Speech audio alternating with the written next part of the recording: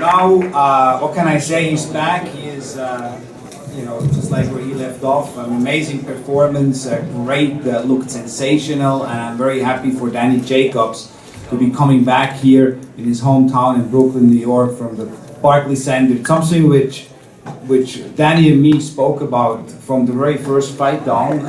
That the plan was for you to be here on the card in Brooklyn. Plan was to fight for the world title. I know that Danny will be fighting here in Brooklyn for the world title. It wasn't tonight, but it will be another night. Really excited to have Danny back. I mean, he clearly is a name to be reckoned with in that division. We will be closely monitoring his process, and I think before you know, he'll be back. He'll be ready to fight for that world title. Really electrifying performance tonight. Give it up for Danny Jacobs. And now, Danny Jacobs, if you want to make some comments. Thank you. First of all, I have to thank the man above. Having a second chance to do what I love to do is such an honor. And it's a privilege to be at the Barclays Center. Growing up as a child, Mike Tyson and looking up to all those guys, they never had an outlet like this. So for me to come and perform here at the first event, historic, and it means a lot to me. So I just want to pretty much talk a little bit about my performance tonight.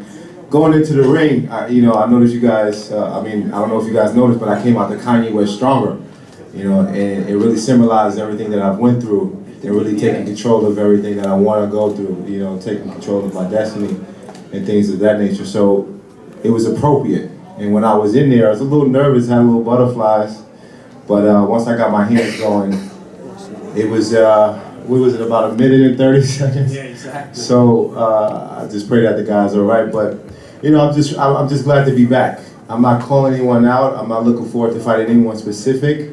I'm just happy to be back in the ring. I'm just happy to be doing what I love to do. We're going to be moving accordingly. We're not going to step up too fast.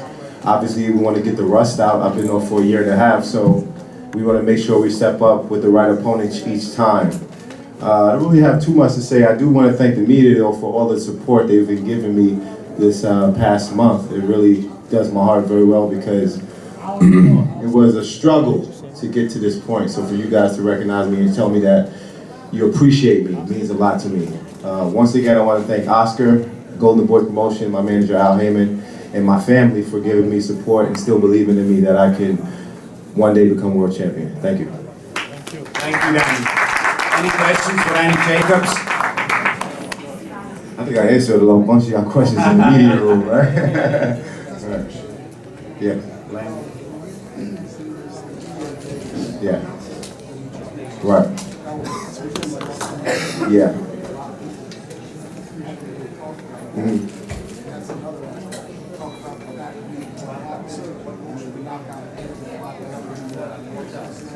Right. Well, a lot of people really don't know. When I fought for my world championship, I lost my grandmother. It was that Tuesday, and I had to fly out the next day to come fight for the biggest fight of my life. And I got my first loss because mentally it just wasn't there. I didn't get a chance to really grieve the way a normal human being is supposed to. And right after the fight, immediately right after the fight, we had to fly back so we can make the funeral the next day. So, my career has just been a whole bunch of emotional roller coaster, been a whole bunch of ups and downs, but I'm really looking forward to a positive future. I have a second chance, and mentally, physically, I feel like I'm better. So I'm looking to the near future. I can box next week if they give me the opportunity. So we'll see what happens.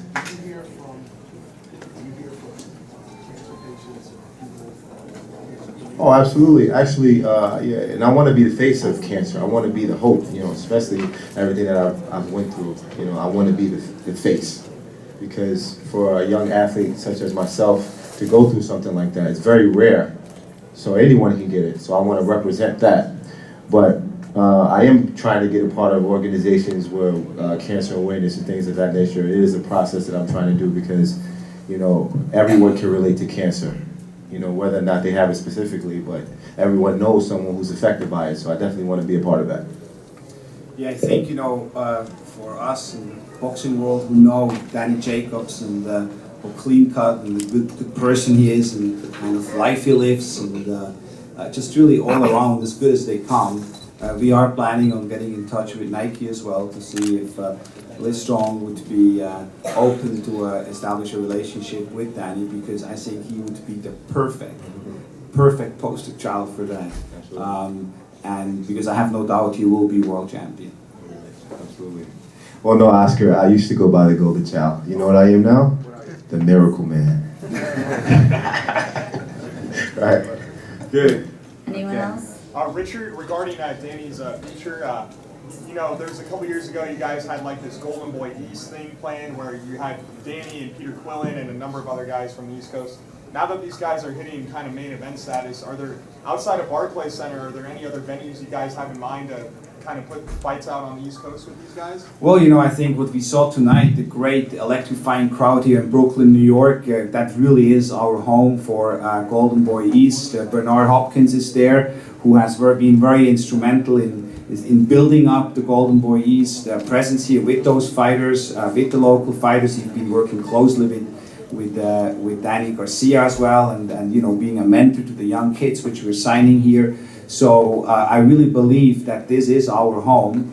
By the way, the attendance tonight was 11,112, which is really, yes, absolutely cause for a big applause. After what, 20 or 30 years, no world championship fights here in Brooklyn, we come back, and in the first event we draw that crowd. It's quite spectacular. I talked to the CEO of the Brooklyn Nets and the Barclays Center, Brett Yormark. He is very pleased. As I said, we are looking at some January dates, and then we are working on something very special, which I can't really talk about more now for February, but I can just tell you it will be a historic event, and we will be in front of a sold-out Barclays Center. So Danny Jacob, of course, coming from here, that being his hometown, we really want to make that the base. You know, we want to bring these East Coast fighters back here and really build the market here, and that's something which I think is for Danny important as well, to bring boxing back here and be a big part of bringing boxing back to Brooklyn. Yeah. All right, now there is another star. A star is born. We knew he could fight. We knew he had power, and we knew he was sensational. And tonight he proved all that and then some. The new WBO middleweight champion of the world, kicked off with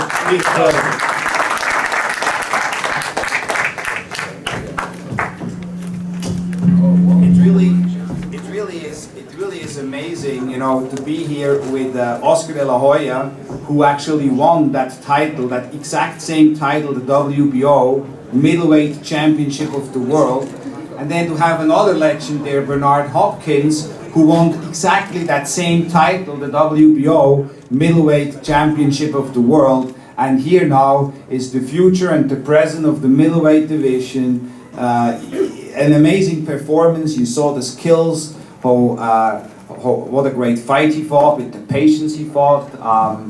Bernard, the all-time reigning middleweight king, I think you were impressed, right? Very. And so really great to see that the middleweight division is in the hands of somebody as good, as strong, with a huge future, Peter Quillin. Peter. Thank you so much. I want to point out something right there. You see that guy right there? That guy, he just betted on me before the fight. He was betting on another guy. I'm glad you lost your money. But most important, I'm very blessed to be in front of y'all. I'm very blessed to be part of such a huge promotion team backing me, which in Golden Boy.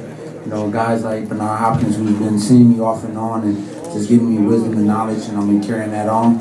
You know, I'm working with a powerful team. Al Heyman advising me on the best opportunities out there. I got my management, John Seep and Jimmy McDevitt, who's hardworking. And, you know, you can't have all these hardworking people backing you, and you're not a hardworking fighter, you know. So I'm very blessed to be in the Wild Card Boxing Club working with Erik. You know, Freddie's very busy, but Erik has been taking the time and been in the trenches with me. But you know, it's all a blessing. And I learned something throughout this whole journey, you know.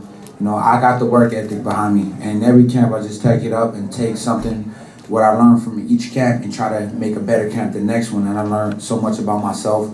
If you can take a moment with me, I used to start out the camp. It's kind of like listen to everybody because everybody was saying, "Oh, you fighting for a world title," and they had their things to say about that.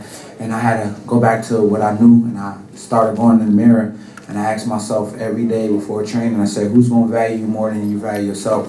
I got 1 million people value me here, so I got to place myself above there. And I learned when I started doing that, I started understanding that, you know, a guy with only 15 amateur fights, is able to go out there and perform at a high level with all the hard work. Now I got 7 years durability on my body and 7 years durability of fighting, pure fighting at a professional level. And, you know, I'm not saying like I accomplished much, but besides being the world champion tonight, you know, I got to give credit to Hassan because he fought like a champion. I looked in his eyes, and I was calling him a gazelle before the fight, but I seen the lion in his eyes, and you know, I got to give a lot of credit to him because he just made me a better fighter tonight. Here, Hassan N'Dam, absolutely agree. Fought a great fight. He's the world champion. He came here. He really came to win. He fought a very courageous fight. Never gave up. Went down, came up. Went down, came up. And in the end, obviously, Peter was just a bit too much. So give it up for Hassan N'Dam as well. Thank you very much. When they say you fight with Peter Quillin, you know that I am a fighter. I am a great fighter. I want to fight the best boxer. Peter Quillin don't have as undefeated. I say yes, but for beginning, when I take my belt in July, the WBO say you fight the one of 15 number one. I say okay. I go to my training camp. I say I want to fight Martin Muri. He say he doesn't want. After I say I want to find number 2. Peter Quillin. I'm number 3 at this time. I don't know that I fight with Peter Quillin. At this time I'm going to my training camp, and then they say Peter Quillin, I'm number 1 now, and you need to do a mandatory fight. I don't have time to prepare Peter Quillin because Peter Quillin is a great boxer, you know. He undefeated. I say okay because I never give up for no fight, never in my life. I'm boxer. I'm man. He have 2 hands. I have 2 hands. I say no. I go in. I sign the rematch for this fight because I don't prepare for very well for this fight because I know that I go in like that, but I don't have all things to win this fight. But I have boxing for win this fight. I say I go, but I sign the rematch for this fight. Now know that for the next fight for Peter Quillin, he need to fight me for a rematch. I think it's here or in France or another place, but Peter Quillin give the best of him today. He has a champion. He won today because in my life I never go down for knockout. I surprise for 4 rounds. I say okay. I have 12 rounds to win. I go 2 times because you know what? I see the tape of Peter Quillin. He have a right hand very strong and a uppercut. I work for him. He never touch me with right hand, but I never know that he have a hook. Very yeah. I never know that he have a very very good hook too. But now you know that. But know that, my friend, for the rematch, I will work for this, for all things. I know that I have boxing for fight, for beat you. But today you are the best, you win. And congratulations for this fight.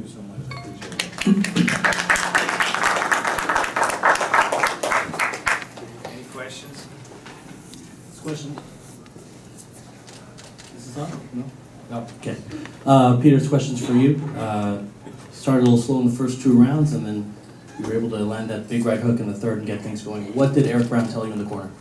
Erik Brown told me before the fight, you have to win every round, 1 at a time. So, like I didn't watch really much film of Hassan. I just knew that once I stepped in the ring with him, I had to learn right there. And that's what me in the first couple rounds was learning him and seeing what I was able to do. And you know, Erik was, you know, he's a trainer, so he's going to try to push the best out of me. Like I said, when people value here, you got to place yourself above, and I'm willing to try anything he tells me because I trust that whatever advice he's giving me the best advice for me. So, you know, he wanted me to put the pressure more. I didn't want to be one of those kind of guys that follow behind Hassan and you let him use his boxing skills, because he does have great boxing skills. So I wanted to cut the ring a little bit more. Eventually, I wanted to go to the body a little bit more, but he got great distance. He knows his distance pretty well, and you know, I was just trying to close the distance with him, and you know, I landed some good punches. He landed some good punches, and that's what made a good fight tonight for you guys. Last question for you, Petey. Later in the fight, he came on strong. In fact, I gave him the last 4 rounds heading into the final round. I'm down 1 point. What did Erik Brown tell you in the corner before that 12th round, and what were you thinking as far as having to finish this fight like a champion? Well, he told me animal status. If you hear me say that all the time, it's me not thinking like a human, it's me thinking like an animal. And he was telling me, you gotta be an animal, you gotta be an animal. And I was trying to press the action, but I ain't gonna even lie. I looked at Hassan, and like I said, I seen the lion in his eye, man. I seen that he was really wanted this fight. He really wanted to win. So I can't take that will away from him, and that's what again made this a good fight. Not only for Hassan to learn some things, but also for me to be a good champion. Hi, this question is for Richard. Hassan's talking about the rematch. Is that an immediate rematch clause, or can there be an option for an interim fight? No, sanctioning organizations don't recognize immediate rematches, but there is a rematch clause assuming that it is economically feasible. And so I'll be talking to the networks to see what can be done, but the WBO does not recognize immediate rematches. But I think the way this Hassan fought tonight is certainly a kind of fighter which we would like to see back here in the United States as well. I mean, he's an exciting guy, he comes to fight. This is exactly the kind of fighters we like here in the United States. I see dances in the ring too. You were overcome with emotion after the fight. What were some of the things that were going through your mind?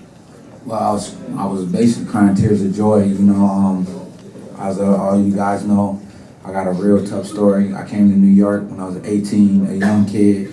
I left Grand Rapids, Michigan because I was sick and tired. My best friend, Johnny Perez, was telling me, you know, I said, bro, if I had an opportunity to move to New York, what would you say? He said, you know, you fighting guys in the street, man, they ain't gonna fight you for long. They might really want to hurt you with a weapon, so I'll advise you to get out of here. So when I came here, it was real rough, man. It went to the point where the trainer that brought me here kicked me out of his house. He was standing over me with a hammer. Get the hell out of my house, you know? And I was just like, man, just let me go, just let me leave, man. And I was on the train, on the 4 train, heading to the Lower East Side, not knowing where I was gonna go. And I went and I called my boy Steve, and Steve was telling me, you know, come here. And we talked about it. From there, Steve was telling me, he said, you know what, Pete, you can stay here. You know, stay here as long as you need to. And I was staying on a little couch. And the couch was so little that I was like, man, F this, man, I'm gonna get on the floor. And I'm comfortable with laying on the hardwood floor. To the point where Steve called me and was like, man, Pete, I don't want to disrespect you or anything, but I see a mattress laying out there in the trash, basically. What you want to do? And I said, man, let me go look at it. I looked at it, I said, man, we're going to get that thing. I shrugged it up, and that's what I was sleeping on. So that right there was the testament of where I don't question God's will. I don't say, why did that happen? Why? I mean, all those things happen to be where I'm at today, and that's what gives me the confidence to know I went through a lot of hard times to be where I'm at. And like I said, I'm not trying to take anything from Hassan because he's a good champion, but you know, I was crying thinking about all those times where I didn't have family or somebody telling me, now everybody got to tell me, this is how you win a championship. But nobody ever told me, this is how you get off the floor and make yourself better.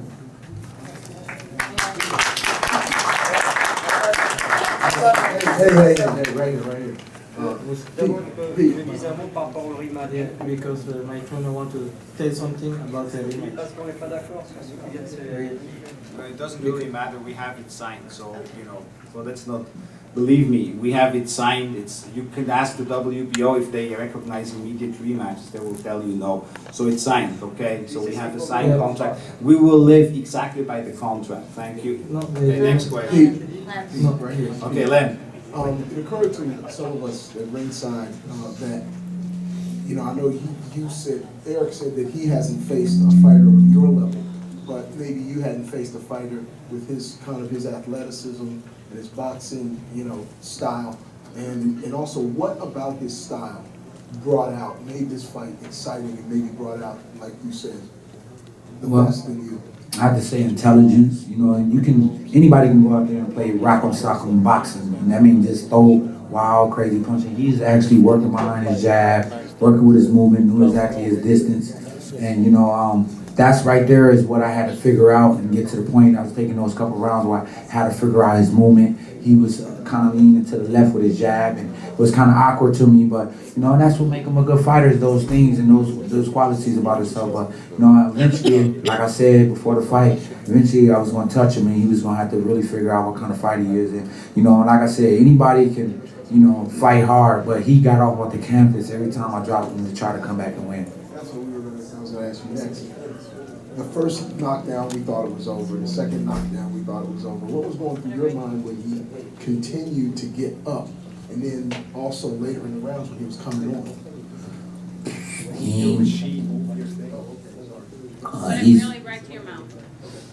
He's not gonna quit. He's just getting up every time I drop him. You know what I'm saying? He getting right back up, and like I said, I never had a guy out of 27 fights. Every guy that I touched, they became hurt. And some of those guys got that will where they want to last, and that's what he had. And it was all about winning one round at a time. I knew I was confident in my conditioning to do 12 rounds, and it's about having that intelligence and not to let nothing deter you from where you was trying to go. And that's why I was keeping focused. If he got back up, then I had to keep putting him down, or I had to keep winning, or just take the fight for what it is.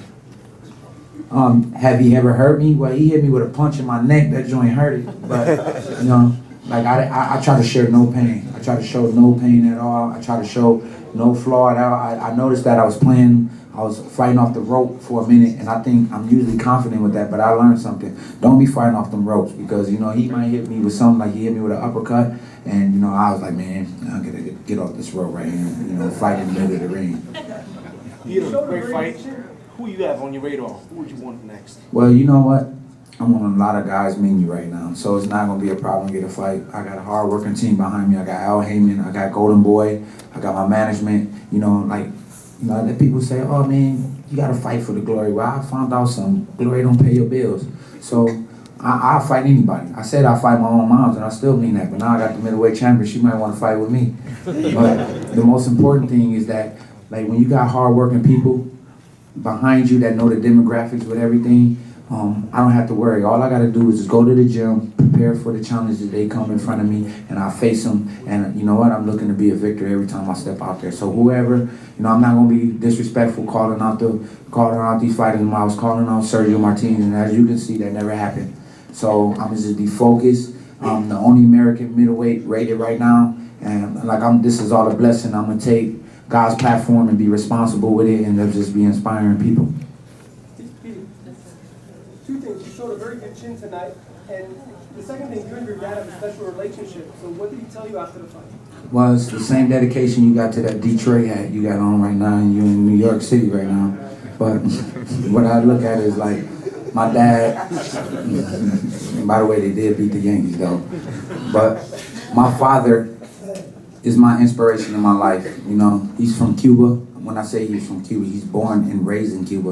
And a lot of people would take it and say, oh, he's not Cuban, because I don't really speak Spanish. But my dad did a lot of time in prison where he was out of my life. When I tell people, describe your father, I said, well, watch Scarface, and that's my pops right there. That's a real story. But my pops, gave me that work ethic. A lot of pops, I figure out, when they get out of prison, they go back to prison. My dad got out of prison, and he showed us roofing, he showed us construction, he showed us plumbing, but I hate that job right there.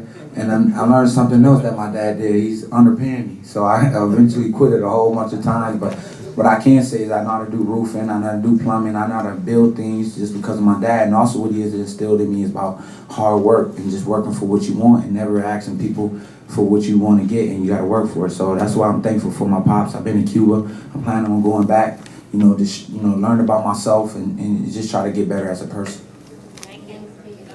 Thanks, guys. Okay, thank you. Really fantastic. We have a new middleweight champion here in America. You have an outstanding middleweight career from Peter Quillin. I want you guys to give yourself a round of applause because boxing is the type of sport, for most of us, it's not a sport, it's a lifestyle. I live this, it's my life.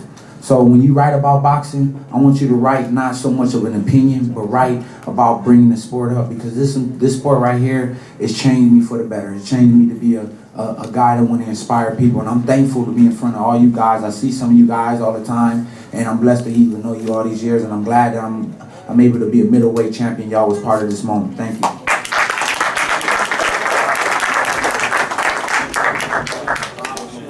For those media members which were not here yet when I announced the attendance, we have the official attendance is 11,112, which we're very happy with. Brooklyn Sports and Entertainment, Brett Yormark, very happy with. Great crowd. I think they were treated to a great night of boxing.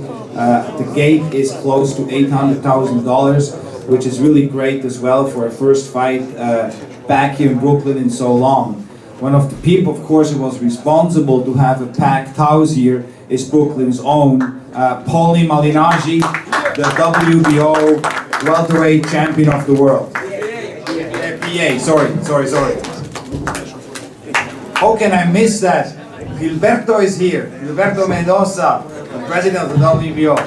WBA.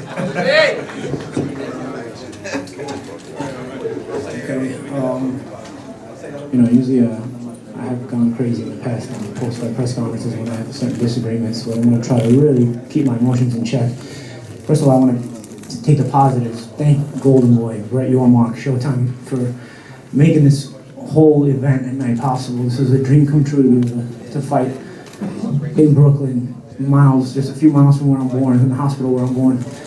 And tonight's a special night. It was an emotional night for a lot of reasons. Me winning in Brooklyn, also CMP win the world middleweight title. Right before I came out there, man, I got real emotional in the locker room before I got out there, man. I was so happy for him. I've seen him sacrifice in the gym. We got the same training and stuff. And I'm so happy. I know that first world title, man, is so special, and I know what he's feeling, and I was real happy for him. The rest of my Brooklyn friends, Louis Collazo, Dimitri Salita, Danny Jacobs, all of us. I know how special this was to all of us. So big thank you to Brett, Golden Boy, and Showtime for making this amazing night possible, and hopefully to keep doing this again. As for the actual fight, I thought Pablo Cano was a good fighter going in. I didn't underestimate him. I was disappointed he didn't make weight because I knew this was a history-making night as far as world championship fights being in Brooklyn for the first time in 80 years, and I so desperately wanted to be a part of that. I wanted to have a world championship fight in Brooklyn as well. I worked 2 years after signing with Golden Boy to get myself to the welterweight championship, and with their help, I got to it, and I was really looking forward to defending a world title here.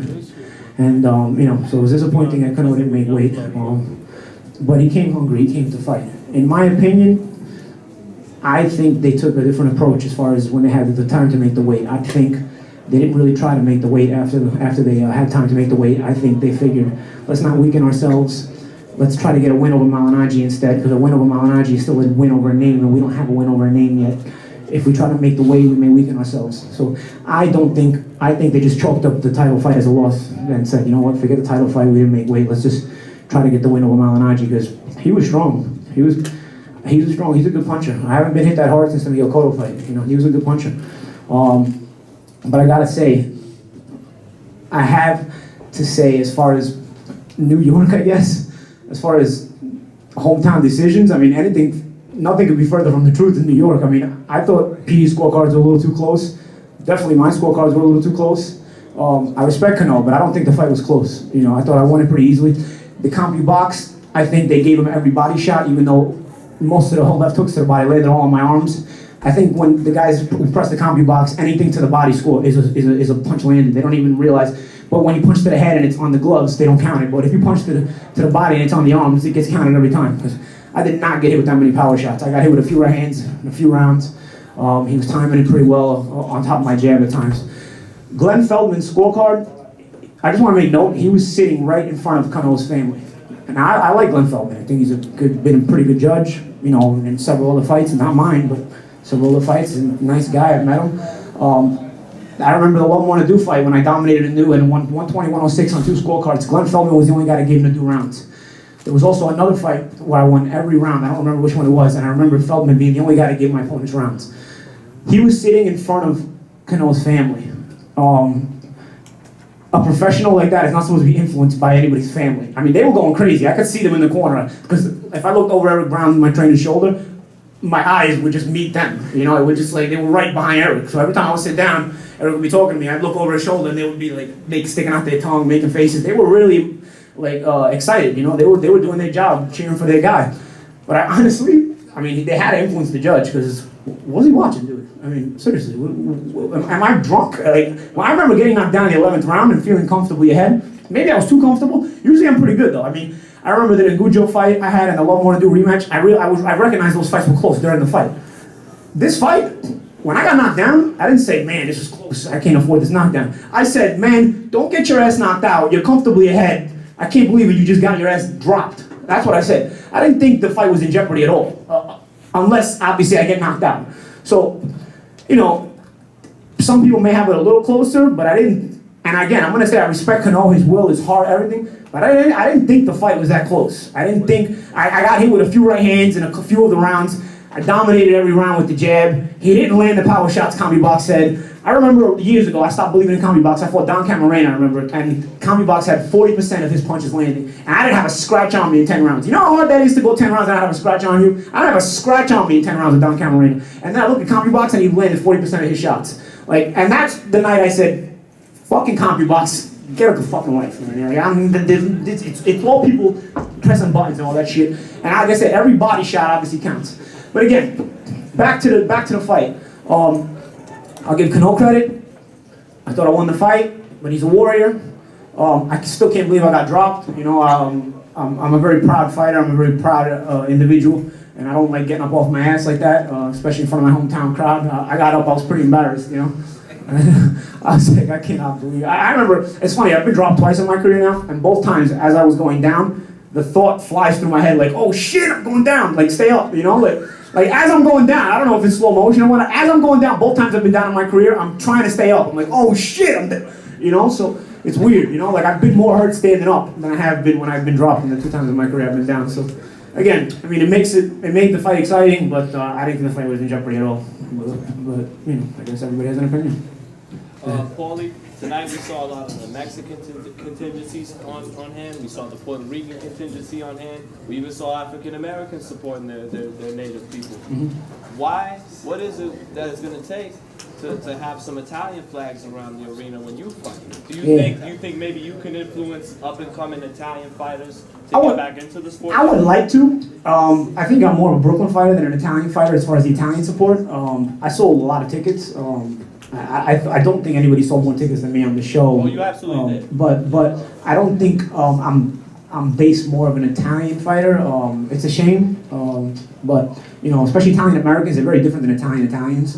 I think Italians are one of the cultures that really lose the culture from Italy when they move to America. You know, you know, I think I have Brooklyn support. I think it could grow. I think it could get better. I think this was just the first of different nights we can have at Barclays, and I think I can, you know, hopefully become a staple here and, you know, grow that support here. You know, this is just the first night, and I hope I can, you know, grow that support. And you know, when the Barclays Arena was first talked about, I remember thinking, you know, if everything goes right, maybe I could do like Arturo Gatti did in Boardwalk Hall and make Barclays Arena my Boardwalk Hall. Obviously, I'm not Arturo Gatti with the support, you know, but I think I can work on that. You know, I got a great promotional team now, and I think with them getting my back, we can really work on you know, gaining that momentum and to support the support locally. Question for Richard and Paulie. You know, you've been talking about how you want to rematch with Ricky Adden and how, you know, now that he's returning, a little different this time. How much of a possibility is that for next year, and would you want to do it here at Barclays Center? I think it would be amazing to do it in Barclays Center. I want to see how Ricky looks against Zinchenko. It's not a very easy fight for him. You know, of course, it interests me. Anytime you get a chance to avenge a loss, it interests you. I'm sure Richard probably has more answers than me. So I guess you can ask him too. But of course, I'm a competitor. I'll fight anybody. Paulie, when you had his right here. Hold on a second. I think, yeah, I'm actually, Roberto Diaz is going to go over to, on November the 24th to Manchester to be there for Ricky's fight. I agree with Paulie, it's a real fight with Zinchenko, but that's what Ricky wanted. He didn't want to fight just a tune-up opponent. He really wants to see what he has, and he would like to, after that, fight for a world title. I was recently just returned from England, met there with Richard Poxon, his advisor, manager, and head of his promotional entity, and that's definitely a fight which we are going to discuss further. But really, I mean, you know, Ricky has a tough task ahead of him. So let's do that. Let's that happen first, and then if he wins, I think there's a good chance that fight could happen. Paul, I have two questions for you. Paul, there you go. Yeah, go ahead. So when you had his eye cut up in the second round, third round, what were your thoughts? Because you landed 16 jabs in the first round, I think 18 jabs in somewhere around the fifth round. What were your thoughts about the eye, targeting the eye, and then? I'm a jabber all the time, so I figured the jab would keep opening the eye. I thought it did. I mean, I could see the bone. I mean, that was a bad cut, dude. I mean, I literally could see the bone. It was like gruesome.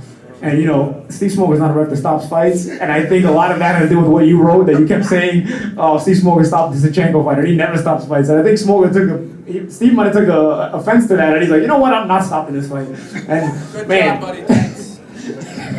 but you know, I think you know, I get a good laugh out of it now, man. But during the fight, I was mad at you, man. It's like, I was like, damn, man. It's like, this guy just, anybody else would have stopped this fight already, or at least have a doctor check him.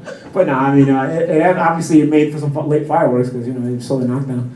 It was. I want to make another point too. I think Erik Brown is a trainer. He's in wild card. Freddie Roach is obviously an amazing trainer. He owns the gym, but Erik Brown should really get a lot of credit. He trains Kid Chocolate. He trains me. The media 2 years ago wrote me off as dead, so you can't change your mind now. If I was dead 2 years ago, the guy that brought me back in the gym is Erik Brown. So you got to give that guy credit. You can't say, "Oh, Paulie wasn't finished."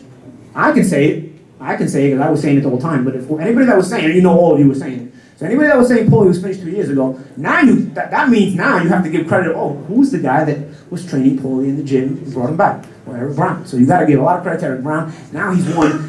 He took a fighter to another world championship with Kid Chocolate. I think when people make their votes for the trainer of the year, I think Erik Brown should get some strong consideration. He's flown under the radar for a lot of years. But Erik is an amazing trainer. Take it from me. He works me hard. We work on a lot of technique, a lot of different stuff, and I think he's just going to continue to be seen more in the public eye. About Steve Smoker. I'm not mad at Steve, by the way. I want to get it out there. I'm mad at Glenn Feldman. I'm not mad at Steve Smoker. But there was one point where you were talking, you tried to get his attention about body shots and low blows. No, in the second round, I got hit with such a bad low blow. I mean, it was so bad. I mean, it was right on the cup, luckily, so it didn't hurt too bad. It was like so blatant that usually I'll yell at the fighter, like, "Yo, keep him up." I actually didn't even yell at I'd yell at Smoker, like, "Are you kidding me? Like, are you kidding me, dude?" You know what I mean? Like, it was so low and it was so hard. Luckily, they got to land on the cup. But it was like, not even a warning for that. I mean, that was a hard-ass low blow. You know, but I'm not mad at Steve. He lets you fight. Paulie, this is the first time you fought in Brooklyn since your pro debut, I believe. Yeah. Were you prepared for all the stuff that comes along with being the top of the bill when this happens? And it's overwhelming, man. It really is. It's so overwhelming. It was, oh man, it was really, really. God, I just wanted to get to the fight. I remember just, man, can we just get to the fight? Just so Sunday morning I can wake up and be stress free, because every day ticket requests, promotional stuff, and you got to do all that. You know what I'm saying? You got to do it. You know, it's part of being a professional. You know, you got to do the promotional stuff as well as learn how to handle being a fighter. You know, Oscar's my promoter. I mean, he was the best at it. You know, so if you want to be a star, you got to handle both sides of it. You know, and obviously, you know, my dream was always to be a star. You know, and you know, it does get overwhelming, and it makes you respect the people that get there a lot more, because it's hard to focus on a fight when you know somebody's trying to take your head off. And at the same time, you have to balance out the promotional stuff, the ticket issues, and preparing for that world title fight, you know? So it's overwhelming. It's definitely a lot different than my pro debut, where I was just a 4-rounder. Now I was in my world championship fight. It's funny, I was talking to David Squitz in the locker room before the fight, and Dave was working for the development team, and when I turned pro, and he was helping set up that Coney Island show, and he was like, we came a long way from Coney Island. I was like, yeah, we're still kicking, man. 11 years later, we're still kicking. But I do want to say the experience tonight was amazing either way. I can always say I fought in Brooklyn and had an important fight in Brooklyn. It wasn't a world title fight, unfortunately, but hopefully I'll get that chance next time. So I know, Cano came in overweight and kind of ruined the title shot tonight and, put a damper on the evening, but he gave you a really good fight. Mm-hmm. Are you thinking about maybe a rematch or going against him again? I don't think the fight was controversial. He gave me a good fight, but No, I didn't mean to say it was controversial. No, but I think you have rematches when there's controversy. How did you score the fight? Because I don't think I think the fight was competitive. I scored it 114, 113 for Cano, actually. You watched Yeah. the wrong fight, though. I think the fight was competitive. I don't think it was. I think the fight was competitive. I don't think it was controversial though. No, Again, usually when you talk about a rematch, you talk about controversial decisions. I don't think this was controversial. Well, I just want to maybe add something else. Sorry, I think there's going to be great fights out there for Paulie. I think, by the way, tonight Pablo Cesar Gano, even though he lost the fight, is still walking away as a winner. I think his stock went up. He fought a great fight. I think there are going to be great fights out there for him. Both of them are in one of the most loaded divisions, the 140-pound weight class. And who wouldn't want to see Pablo Cesar Gano again? Who wouldn't want to see Paulie Malignaggi again? But they really don't need to fight each other again. I think they're different paths for those two. Okay. I think if you would have made weight, it probably would have been even less competitive. It would have helped for sure. Easy, okay. I don't know. All right, last question. I was talking to Harold Letterman. He told me that if the guy comes in overweight, then it becomes vacant if the guy overweight wins it. And Not as per WBA rules. did they change that thing? Because I thought he would be. Not as per WBA. Wrong network. Thank you. No, I was talking Wrong network. Thanks, Peter. Thank you. No, but it's the way it's. All right, thank you very much. Before I'm going to acknowledge Danny Garcia, I just want to quickly congratulate as well Luis Colasso, who is there. Great fight. Great fight. And I want to as well congratulate Eddie Gomez, one of our young emerging stars, a great young fighter. And I want to congratulate as well, I don't think he is here, the new IBF welterweight champion, Devin Alexander. But now, there's really at 141, there's a man which rules with an iron fist. I don't think we have seen as much power here in Brooklyn since the Mike Tyson days. And that is Danny Swift Garcia, still the undisputed champion at the 140-pound weight class. A great performance, maybe one of the most, I think the most spectacular knockout I have ever seen. Great performance from Danny.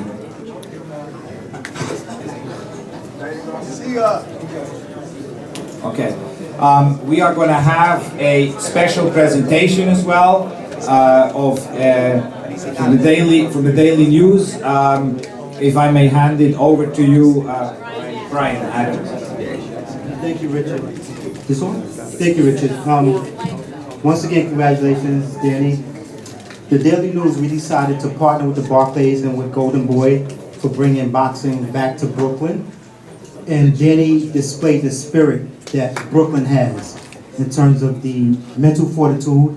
He was up against an opponent who obviously there were some issues, and he never lost focus, came in and did his job and dominated.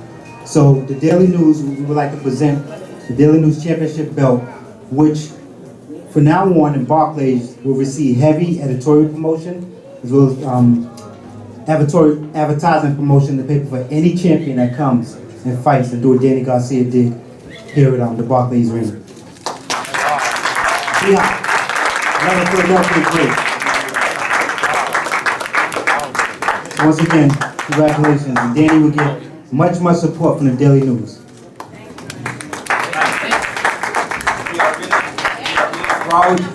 We are very proud that Danny Garcia, he is from the very first fight on, he was with Golden Boy. I want to thank as well our matchmakers, Erik Gomez and Roberto Diaz, and the entire team from Golden Boy and from the Danny Garcia's team as well. I think we work very well together, and really the sky's the limit. But really tonight, well, we saw it in Vegas already a few months ago. We knew that the star was born. Tonight the star is shining even brighter. Really, really proud. We are extremely proud of Danny Swift Garcia.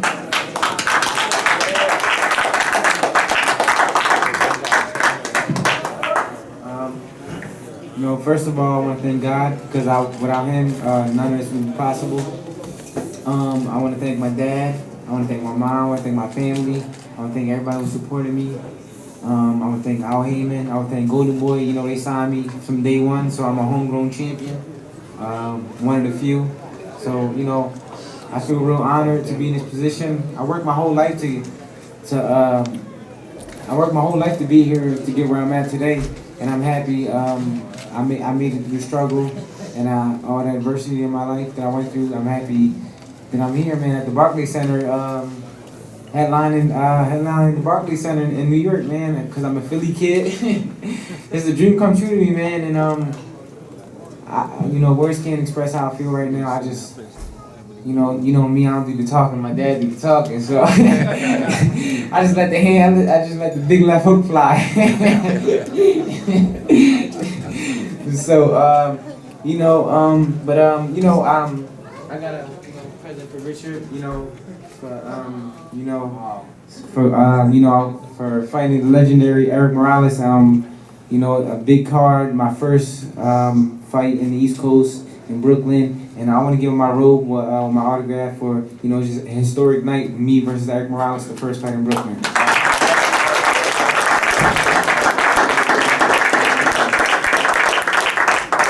Thank you so much. I really appreciate that. That's only the second time that the fighter is giving me the outfit from the fight. The last time was actually Bernard Hopkins when he demolished Kelly Pavlik. We both from Philly, so. And you guys are both from Philly. And those who have been in my office, they know that the entire outfit from Bernard, from that legendary night against Kelly Pavlik, is proudly on display in my office, and so will this one here. Thank you very, very much. We are very proud of you.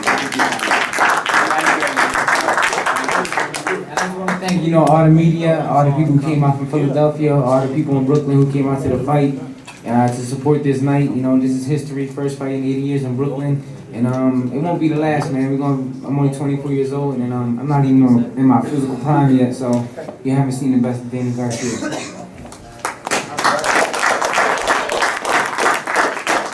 Well, first of all, I want to do the same with Danny. I want to thank God, because without him, is nothing in life. And, that comes from the heart, I really love Danny a whole lot. It takes a whole lot of me to put in his life to be, for Danny to become the person he is. I always told him knowledge is free. Listen, just be a good listener. Just stay focused in life, and God will give you a lot of big things and dreams. And Danny's living his dreams right now. He's with the best promotion in the world, Oscar, Richard, and his team. They do a great job. They do, the matchmakers do a beautiful job. Danny got fed to the line, but that's okay. That's how you build champions, true champions. You only can get pampered so much in your life, and then, your mind got to take it off. See if you know how to dump after that, because now you might not know, so you still, you still wrap all over your house. But, joke aside, Morales, it was a good fight. We knew that Morales was a little suspicious with the anti-doping. I'm not calling him a dopey, but his urine was bad, but we still went along with it. The last week he was clean. I'm just being honest, but I'm not trying to put nobody in the spot here. I know he wants to go out like a legend, Hall of Famer, but we still did it. I was gonna pull out because there's no money in my life that can make me more happy than Danny's life. And that comes from deep in the heart. I could have millions of dollars. I don't give a shit about no millions of dollars. Because to me, Danny's life is more important than anything in life. You see the reaction today of Erik Morales, reaction of his body, the way his body looks is tore down. His people don't love him. So I try to tell him that to press conference, but I'll throw it in hints because nobody knew what we was talking about. Only we knew. But besides that, I feel happy for Danny. I'm real happy. I want Danny to be the world best champion in the world in the future, a legend like Bernard. Not taking nothing from him. Because Bernard, he's old school. He's from my people. Time. You know what I'm talking about. They fought in the same team. Yeah, no, what I'm saying. My people fought Bernard when Bernard was an amateur. You know, a lot of people think that I don't know about boxing, a whole lot about boxing. People underestimate me. Listen, don't look at the bad guy now. You know, don't judge the bad guy, you know, the little guy. Don't judge the little guy, because the little guy got a lot of secrets up the sleeve. I have a lot of street knowledge. I want people to understand that. I'm no idiot. I could be a thug when I'm a thug. I could be a ghetto when I'm ghetto. I could be educated when I have to be educated. You know, that comes to the heart. I don't want to talk all night because it's kind of late. We got to roll out. But thank you very much, and I really, appreciate the love. And that's the only beginning of Danny's life. This is not ending.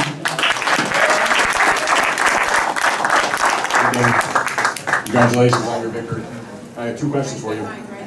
First of all, can you talk about the thought, your father touched on it, but talk about your thought process when you had decided that you were not going to go through with this fight, and then sleep on it, and then wake up and decide, you know what, it's time to fight against Erik Morales again. How did that, and what was the emotion like to sort of deal with that uncertainty, at least for a little while? I mean, to be honest, like mentally, like when I found out that his urine was dirty, I was like, that's why we took the test. I'm not gonna do it. I just want a fair fight. And but when I woke up in the morning, my mom told my dad that I should fight him because she has a gut feeling that I'm gonna win. So I just listened to my mom and I went on with the fight. Okay. My other question for you is, let's talk about that left hook at the end of the fight, because I've seen pretty much every one of your pro fights. I don't think I've ever seen you throw a hook like that before. I mean, that's, I think, maybe the best punch you ever threw. And it almost spun him all the way around before he went down and he was like halfway out of the ring. I mean, did you just feel it all the way to your shoulder? I mean, talk about the punch that knocked him out. I've noticed, like, when I was backing him up with the jab a little bit, and when I was in the pocket, I hit him with a hook one time. My dad was like, you slap with the hook. So the second time I was backing him up, he was trying to fake me to the body and throw the hand right. So I just stood in the pocket, and I just turned my whole body, and I just hit him perfect with the left hook, and he just landed. Congratulations. Thank you.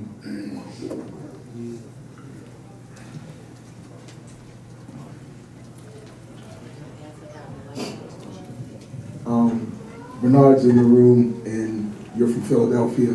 I know Bernard likes Philadelphia boxing. What are the chances that you guys will take him to Philly and try to light a fire out there? Man, I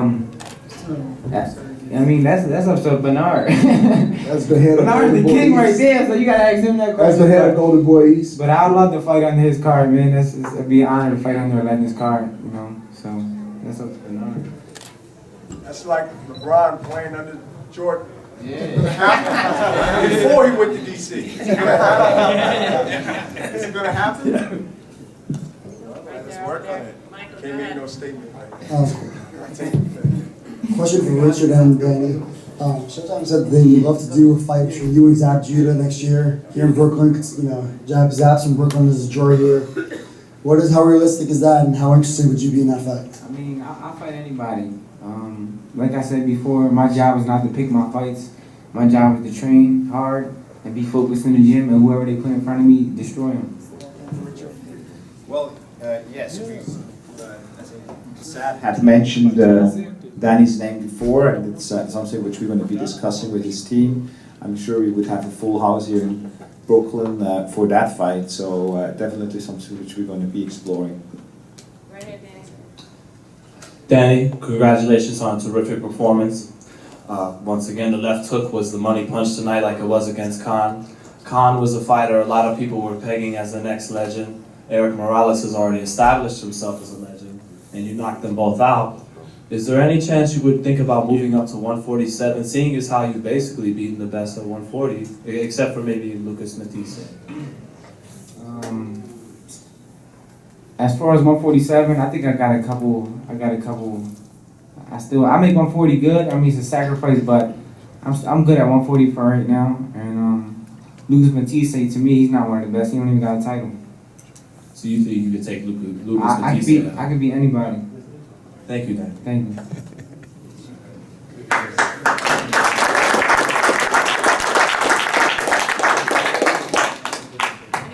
Any other questions? Okay, last question, yeah. Then I gotta ask you this, in the last year and a half, you stormed on the scene and now you're becoming a household name. How's that feeling? I mean, it feels great, man. It's just like all the hard work is paying off. All the hard work that I put my whole life, everything I sacrificed, everything I gave up to be here is just paying off, and I just feel truly blessed, and it's just making me more hungry, more motivated to just keep winning. I love the feeling. Thank you all for coming. Thank you very much.